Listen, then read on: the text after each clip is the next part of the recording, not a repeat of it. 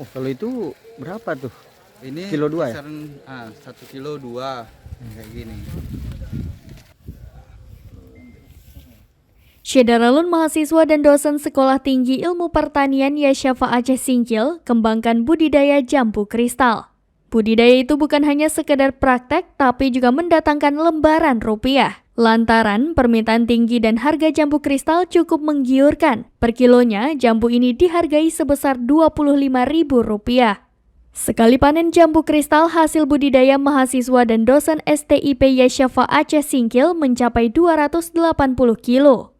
Bila dikali Rp25.000 per kilo, maka total menghasilkan Rp7 juta sekali panen. Budidaya jambu kristal cukup mudah, hanya menggunakan pupuk kandang yang sudah subur.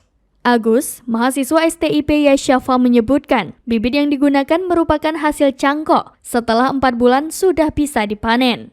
Walau tanahnya bercampur pasir, hebatnya jambu kristal yang dikembangkan mahasiswa STIP Yasyafa dan dosen ini terus berbuah.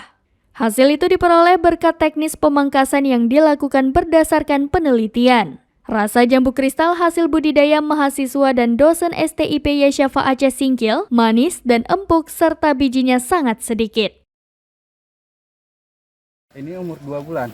2 bulan, jambunya ya. Jambu. Tapi kalau dari nanam itu 6 bulanan sudah bisa dipanen. Udah bisa. Kalau ini jambu ini sendiri umurnya berapa lama? Udah 1 tahun lebih. 1 tahun lebih. Oke, sekilonya berapa nih? 1 kilonya Rp25.000. Sekilo bisa berapa biji? Ada yang 1 biji? Ada yang 2, ada juga yang 1 kemarin itu. Dari Aceh Singkil, Dede Rosadi, serambinews.com.